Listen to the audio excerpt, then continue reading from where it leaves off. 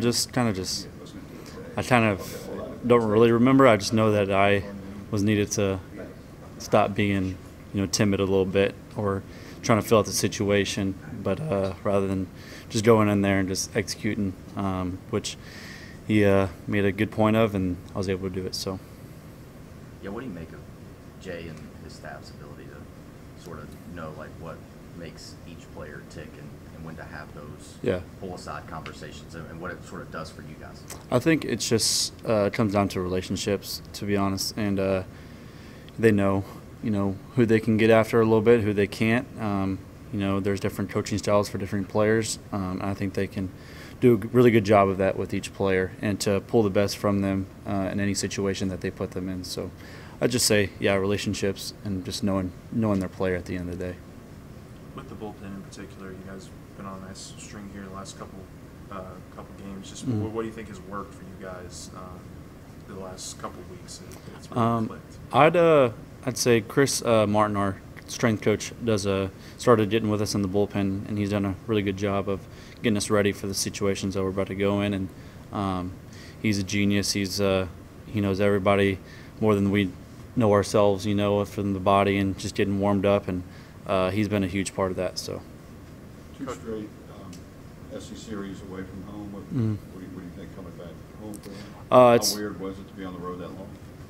It's definitely feels weird to be away for that long, but at the end of the day, it's really cool going to those other SEC parks and just seeing their field and their atmosphere.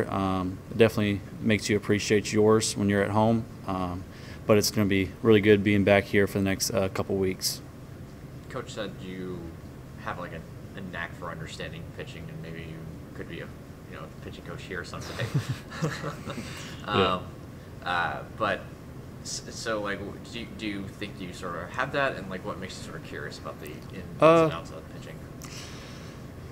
I don't know. I just kind of was curious on, there's this new developing thing of just analytics and stuff like that, and I'm not saying that I'm an analytic guy or anything like that, but I'd like to, blend a little bit of the old school when it needs to be, and then the analytics when they need to be as well. So I think both can help each other out with guys that really like analytics, or they really don't. They don't want to pay attention to any of that.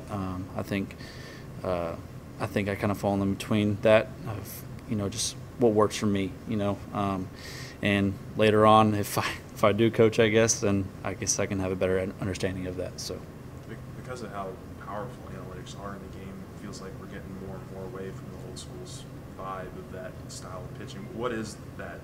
How would you describe what old school pitching is? It's just kind of not letting the technology and stuff like that take you away from getting outs, and it's the number one thing is getting guys out.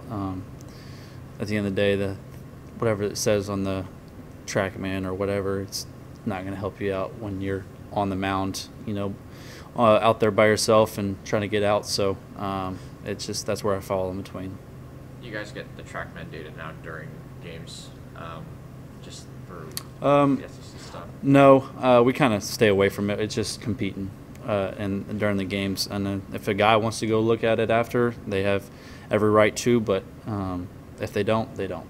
So it's whatever the guy prefers. What helps you when you're out there on the mound? What helps you?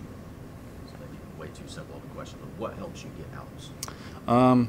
Just knowing that I don't have to do too much. That I execute the first part of my plan is get first pitch strike, and then the second part is to be early in the head, 2 out of 3 for the strikes, and then the third part is just put them away, whether that's pop-up, ground ball, or strikeout, just putting them away, getting that out. So I try to keep to those 3 parts, and kind of as a little list of just that's what I'm trying to do. So I feel like simplicity is kind of just keeping it simple. Yep, for sure.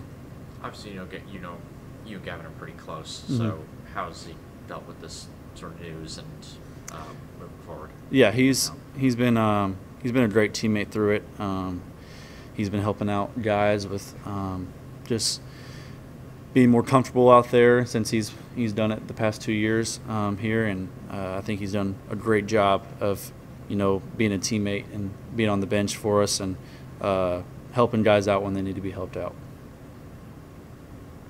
Is there another level you think you can reach this year? Oh, for sure. I think I started out okay, and then I kind of hit a little rough patch that for myself I consider I hit a rough patch, and then now I have a lot more confidence going in what I've been working on and stuff like that. So I'm really confident for the outings ahead and for the rest of the season for sure.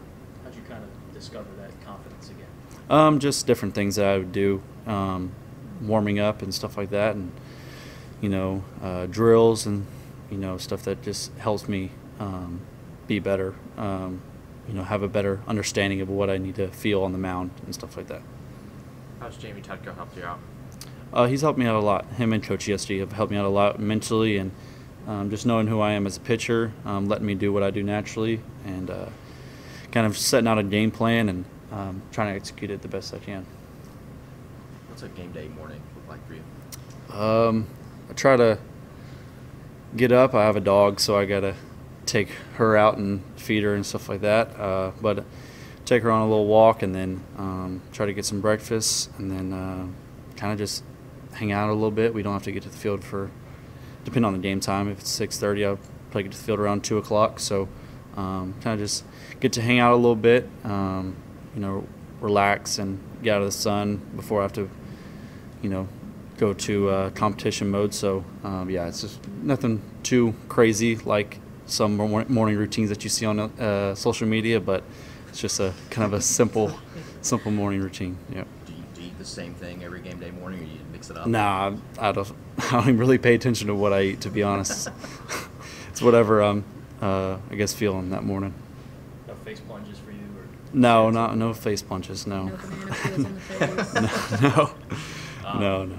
Luis has done a lot for you guys. And Mm-hmm. Cade was supposed to start yesterday, but he was sick. Coach said, just how valuable has he been to the team? He's so often. He's a bulldog. He's Coach Johnson was saying in the dugout. He's made sure everybody heard it yesterday. He's a bulldog. He just went out of nowhere. It was like Cade was starting, and then I'm not feeling good, and Luis didn't even think twice about it, and he put on his gear and caught William Schmidt's a pregame bullpen right away, and didn't think twice about it, didn't complain, and went out there and competed. And we really needed that and out of him, and he's been doing that all season, So he's definitely been a huge contributor for the pitching staff as well, helping him out, and then just at the plate as well. So he's a great teammate and a great guy. What's it do for you guys to have Jared defensively at first base? Oh, not too many runners, I guess.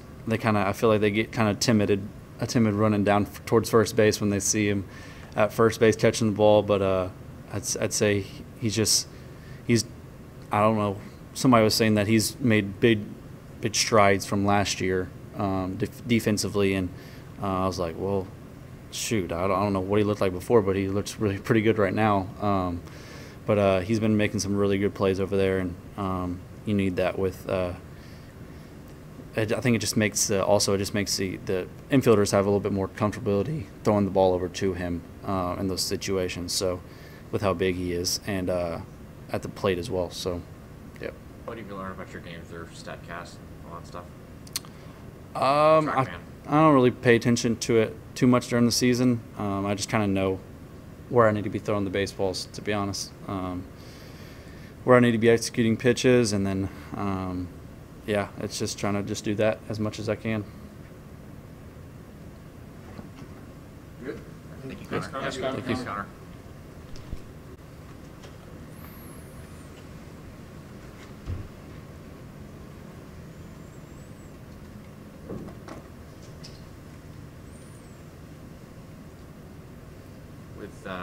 With Gavin now being out for the season, how is he sort of taking this news, and how's the team sort of digesting this unfortunate event? Yeah, obviously, I think no one wants to go through that situation, but I think he's done a good job of being that supportive teammate in the dugout, and you never really saw him complain about it once, and I think that just goes to show you the character he has. So I just think that it's obviously a tough situation, but it means he's able to come back next year and play for the Tigers. Going from a Friday to Thursday a couple of weeks ago, is there anything you take from having one less day to implement into this performance or this weekend in terms of your preparation? Anything?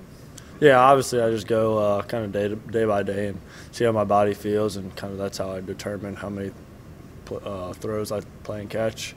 And I really don't really see it any other way. I still have 6 days rest. That's a long time compared to some guys that throw 3 times on a weekend, and so it's not that different for me. You obviously hold yourself to a really high standard. I guess just can you reflect on your past start, what you thought you did well, what you improve on? Yeah, I thought I did well and put my team in a situation to win, and obviously we didn't pull through, but just continue to get back out there and hold myself to a standard, but also understanding that the teams we play are pretty good as well. So just getting back out there, obviously it sucks that we lost, but definitely looking to put ourselves in a win column this week, and I think that just goes to show you the kind of team we have, because yesterday we played pretty well, and just kind of getting to that next step. From your perspective, what have you seen from your bullpen recently? Yeah, we've been pretty dominant, and it's been fun to watch, and I think that just goes to show you the reflection that the work we've been putting in, and obviously we didn't have the best start when the season started, just kind of continue to put in the work, and it's been showing off. 135 pitches, how'd you feel the next day? I felt actually pretty good. Chris Martin put me through a pretty good mobility workout, kind of just get my body and the blood flowing. So it's nothing new. I've thrown a lot of pitches in high school before, so kind of got used to that. But like I said, I think Coach Johnson kind of knew where I was at in that game, and I was. It wasn't really competitive pitches because I think I was just rolling at that point. So I think if I would have put myself with a runner on or two, I think I would have got pulled. But I was rolling. So having that moment, it was a couple weeks ago now. Was one of the better baseball moments you've had in your career? Like just kind of put it in perspective, I guess, a little bit. Yeah, I think that is probably the best outing I've had.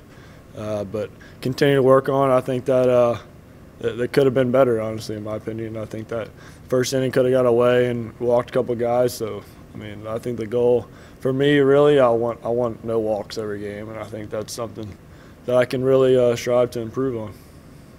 Some of the guys we saw yesterday consistently pitched the way they did. Where does that take the team? Yeah, I think that that's huge for the development of LSU for the next 3 years. And I think two or three freshmen pitched yesterday, and I mean they were dominant. And I think that just kind of goes to show you the recruiting that Coach Johnson and JJ have done. We're just so deep, and I think that it's going to pay off for the long run. And I think next year we're looking really good as well. How about right now for the team? Right, how does it help? Yeah, it helps, and I think that it saves the guys for the weekend. Not having to pitch Kaysen and Zach Cowan on a Tuesday really helps them stay fresh and get ready for the weekend. What made you ready to be Friday night starter? It's a tough question. I think the middle game has helped me a lot with kind of learning from Coach Yeski, and I think, like John said, I think I have a really high standard for myself. That helps too. When did you get there? Do you feel like did it happen before you showed up on campus, or did it happen over the course of last year at some point, or fall? Yeah, I think this fall, I think I kind of learned a lot from Coach Yeski, and I think when the freshmen came in, I think that it was kind of a step up for me and needing to be the leader kind of guy, and kind of show them the ropes, and I think that kind of helped me kind of boost a step in my direction as well. Having Jared at first base defensively, you make a lot of pick moves, so you guys obviously have to have that kind of connection, but what's he do for you guys there defensively at first base? Yeah, he's really good at communicating, and I think that every time there's a lefty up, he's always going to get over, and kind of just communication as a first baseman is key. And obviously when you got a dude that can hit 30 home runs a year, it obviously puts a lot less stress on a pitcher. Is there a side of the rubber you prefer to throw on? I work on both sides of the rubber. Against lefties, I work on one side, and righties against the other. What does that sort of give you? Yeah, I think it's a tunneling effect, and lefty-lefty, when I'm all the way on the side, it just makes it a little tougher. So that's something I kind of switched in the middle of the season. Jamie has helped me out with what's gonna work the best and be the most effective. And lefties is towards first base side, righties, third base. Okay. Yeah. How hard is that to do? Because I know pitching, there's a lot of you have to be comfortable, right? Like, was it hard to do that?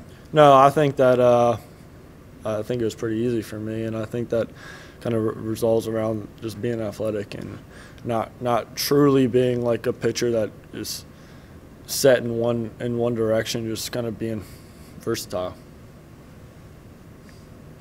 One thing the offense has excelled with is 2-out hitting, like we saw yesterday. From your perspective as a pitcher, like, what makes teams good at 2-out scoring? Yeah, I think it's the two-strike approach, which I think Auburn did a good job of that this weekend.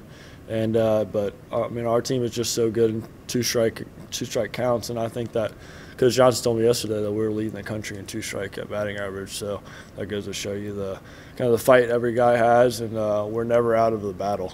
So I think that even this weekend when we were struggling at times, like 8th, 9th inning, we really still believed that we had a chance of winning that game, and no matter who was pitching, what situation. So I think that we're ready to roll and continue to work. Do you change the way you pitch when you guys are shifting defensively? No, technically I just throw whatever pitch Coach Yeskie calls. So if I give him a base hit, it's most likely my fault. It's misexecution. So you don't notice that at all then behind you? Yeah, I do. I mean, pay attention to where the guys are at, but if I make my pitch, it works out in my favor. So what's a early key in a game when you're coming off of an outing that you didn't necessarily enjoy or want? Like, what's an early key in that next game that you sort of look for personally? Yeah, I think that every game is different, and last weekend my fastball command wasn't as good as it usually is, so that's something that we can definitely piece together and keep working on. But I think every game you're gonna have different pitches working better than others, so just really about just being in the moment and kind of getting after it. Would you want to be a pitching coach someday? I'm not sure if I could be, because yes, you got to give him a lot of credit. He does a really good job, and it takes a lot. So I think that I could be one day maybe, but I'm worried about being a player right now. Jay was saying Connor Benge could maybe be a pitching coach one day. Do you get that vibe off of him, just in terms of how he goes about his business as a pitcher? Yeah, I think it all comes back to he's a good dude, and I think that people can trust him, and he throws like 5 or 6 pitches, so he knows how to pitch. So, yeah, I think that one day I think a lot of the guys on our pitching staff could be pitching coaches. So, yeah. Is there a big mix of what you would classify as old school pitchers versus sort of the new school on the staff?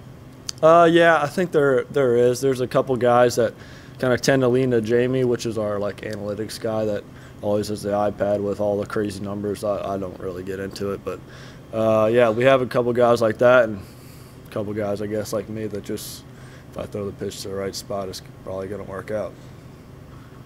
Before the year, you said you guys had 3 different teams that could win a national championship. Do you feel like the best version of this team is taking shape? Yeah, I think we pretty much have a set lineup at this point. We got a couple guys that are really in and out in the outfield, but I think that we truly do have 2 or 3 teams that could put up a good fight, and just goes to show you the recruiting once again. I think that for years to come, I think LSU's going to be in the driver's seat, so it's exciting.